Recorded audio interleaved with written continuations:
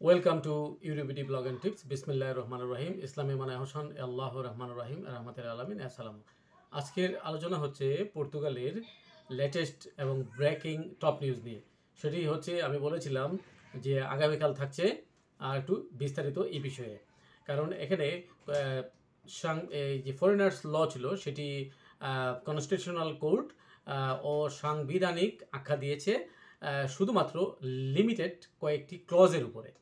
আর তারপরে পর্তুগালের রাষ্ট্রপতি এই ঘোষণার পরে উনি নিজের এখতিয়ার বলে ভেটো দিয়েছেন। ফলে এটি আবার সংসদে উত্থাপিত হবে এবং বিস্তারিত আলোচনা করে আবার ফাইনালাইজ করা হবে। তো এখন এই জিনিসটি আর অনেকেরই প্রশ্ন এবং আগ্রহের বিষয় কেন্দ্রবিন্দু রয়েছে। আমরা অনেক কিছু বলেছি, এই হয়েছে সেই হয়েছে। সবচেয়ে বড় আলোচনায় চলে আসছে যে ফ্যামিলি রিউনিফিকেশন এর যে একটি বিধিনিষেধ আরোপিত করার প্ল্যান ছিল তারা, এটা আপাতত হচ্ছে না। এরপরে একটু ফাঁকফোকর রয়ে গেছে যে পর্তুগিজ ন্যাশনালিটি আবেদনের বিষয়টা কি হলো, অনেকের প্রশ্ন। এটার উত্তর আমি এখানে দিব। আর ততক্ষণে এটাও বলে রাখতেছি, সব কিছুর ফাইনালাইজটি কিন্তু তারা করবে হচ্ছে নেক্সট সেপ্টেম্বর মাসে, চলতি মাস অগাস্ট, তারপর হচ্ছে সেপ্টেম্বরে এর মাধ্যমে পর্তুগাল পার্লামেন্টের মাধ্যমে এটা নিয়ে তারা আলোচনা সমালোচনা ভোটাভুটি হয়ে সব কিছু হয়ে সিদ্ধান্ত গৃহীত হবে। আচ্ছা, তো রাষ্ট্রপতি যে ভেটো দিলেন এটির ব্যাপারে একটু বলে নিই। এখানে টিসির যে ফলাফলের কয়েক মুহূর্ত পরে মার্সেলো রেবেলো দা সোসা এই আইনটি ভেটো দিয়েছিলেন, যা সংসদে আবার ফিরে যাবে। ঘোষণাটি প্রেসিডেন্সির ওয়েবসাইটে পোস্ট করা হয়েছে।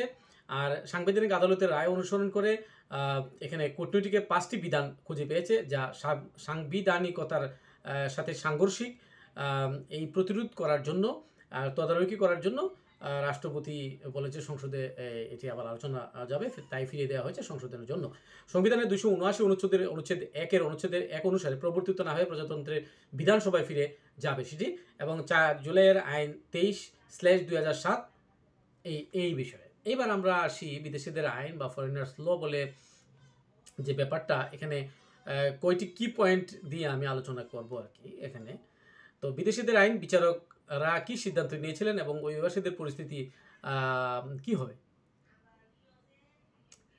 জেনে নিন। কীভাবে এই সিদ্ধান্ত অভিবাসীদের জীবনে প্রভাব ফেলবে, তাইলে আমরা এটাই ব্যাপার বলবো। এবং সরকারকে অভিবাসন বিরোধী প্যাকেজে বিস্তারিত সেপ্টেম্বর মাসে ঘোষণা করতে হবে, এই বিষয়টা নিয়ে ফাইনাল করতে হবে। তাই এটা একটা সময় সাপেক্ষ, যেহেতু এই যে 15 দিন সময়ের ভিতরে তড়িঘড়ি করে কোর্ট যদিও সিদ্ধান্ত দিয়েছে, বাট এটা আংশিক।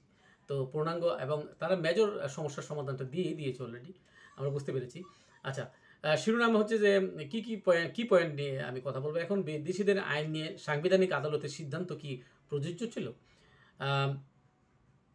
তারপরে হচ্ছে পারিবারিক পুনর্মিলন কিভাবে হয়, পর্তুগালে বসবাসের অনুমতি রয়েছে এমন বিদেশিদের সাধারণত আবেদন করতে পারে পর্তুগালের রেসিডেন্ট কার্ড পাওয়ার পরে।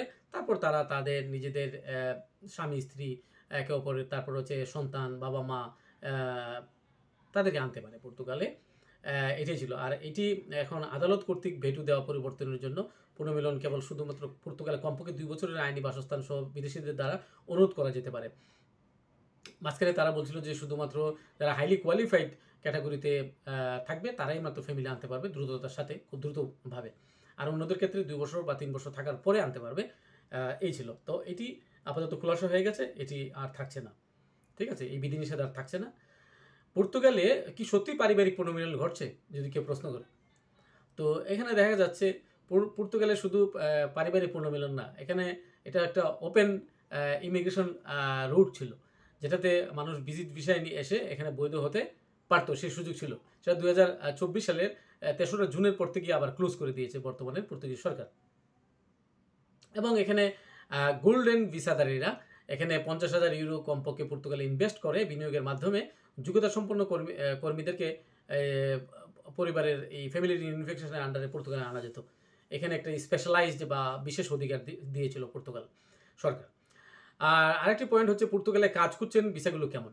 ওই যে জব সিকার ভিসায়, ওয়ার্ক ভিসা এখানে আসে। দেখেন এখানে অনেকগুলো ভিসা ক্যাটাগরি রয়েছে, সিজনাল ওয়ার্ক ভিসার category, job seeker visa category, long term work category. তো আমি কখনোই পর্তুগালকে বলি না যে পর্তুগালে আসেন শর্ট টার্ম ক্যাটাগরি বা সিজনাল ক্যাটাগরিতে, একদম না। আপনারা আসবেন হচ্ছে লং টার্ম ভিসা ক্যাটাগরিতে, ওয়ার্ক ভিসা ক্যাটাগরিতে। পর্তুগালে এমনিতেও সিজনাল ওয়ার্ক থাকে এগ্রিকালচারে, তো সিজনাল ওয়ার্ক শেষ হলে আর কাজ থাকে না। সুতরাং এখানে আপনি আসেন 18-20 লাখ খরচ করে, তারপরে বাকি সময় কীভাবে চলবেন? প্রশ্ন কিন্তু মাথায়, ক্যালকুলেশন এখন আপনাদের উপরে, আপনারা ক্যালকুলেশন নিয়ে আসবেন। জব সিকার ভিসা আগে প্রচুর হতো কাতার থেকে। লেটেস্ট খবর আমি যেহেতু আলোচনা করছি দিয়ে রাখছি, এখন প্রচুর রিজেক্ট হচ্ছে কাতার থেকে বা অন্যান্য দেশ থেকে। তো জব সিকার ভিসায় যারা আবেদন করবেন তারা একটু ভেবেচিন্তে করেন এবং সমস্ত ডকুমেন্ট আপডেট দিয়ে আবেদন করবেন এখানে। কারণ পর্তুগালের বর্তমানে ন্যূনতম মজুরি কত, আপনার খরচ কত পড়বে, সব কিছু হিসাব কিতাব করে আপনারা সিদ্ধান্ত নেন। পর্তুগালের এই জব সিকার ভিসায় তারে প্রথমে এখানে এসে 120 দিনের আপনি দেওয়া হয়, অনুমতি দেওয়া হয়। তারপরে এটি 120 দিনের ভিতরে যদি আপনি জব খুঁজে না পান, তাহলে আরও অতিরিক্ত 2 মাসের সুযোগ পাবেন আপনি। 60 দিন এটা আরও এক্সটেন্ড করা যায়। অভিবাসীরা কি আইমা দ্বারা গৃহীত সিদ্ধান্তের বিরুদ্ধে ন্যায় বিচারের জন্য আবেদন করতে সক্ষম হবে?